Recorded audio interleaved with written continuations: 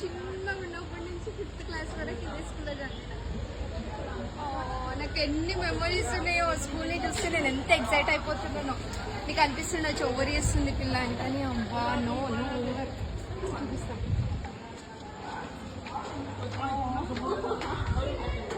Like ఎన్ని memories ఉన్నాయో తెలుసా నాకు. ఇక్కడ ఇది అడ్మిషన్ రూమ్ ఉంటుండే,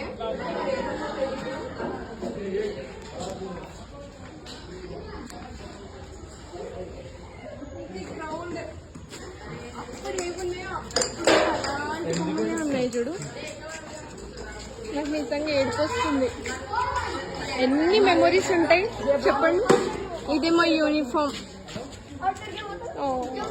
మేము ఎర్లీ మార్నింగ్ తొందరగా వస్తుండే. ఎందుకు తెలుసా? గేమ్స్ ఆడుకోవడం కోసం.